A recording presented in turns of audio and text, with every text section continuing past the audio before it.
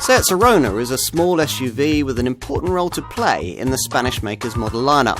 Sophisticated underpinnings make possible a more spacious cabin and a more engaging driving experience than most rivals can offer, and across the range, this car has a sense of style that its fashionable clientele should like.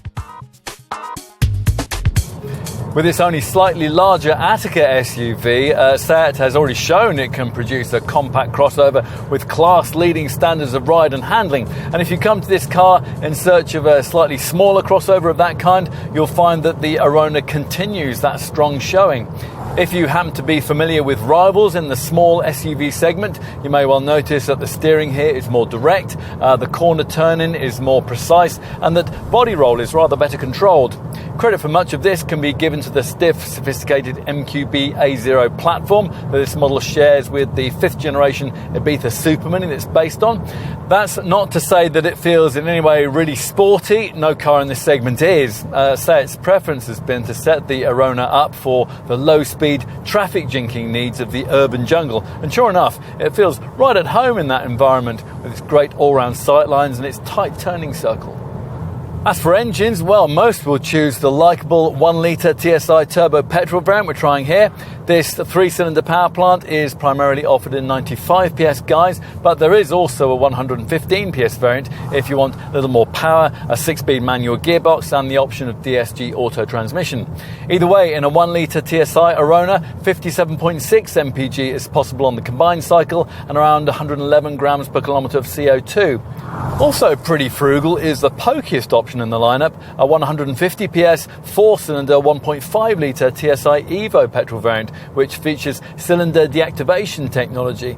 A couple of minority interest 1.6-litre TDI diesel units developing either 95 or 115 PS also make the team sheet. The Arona, says Seat, transcends age barriers.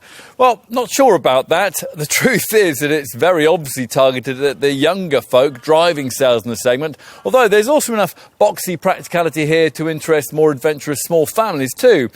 These people will see at a glance that the Arona is a more versatile proposition than the Ibiza Supermini it's based on. It's 79mm longer and 99mm taller than that car. From the side, what would otherwise be a square, rather unremarkable profile is enlivened by these two almost arbitrary upper coachwork slashes just below the glass line and plenty of crossover trinketry, most obviously this contrast-coloured roof.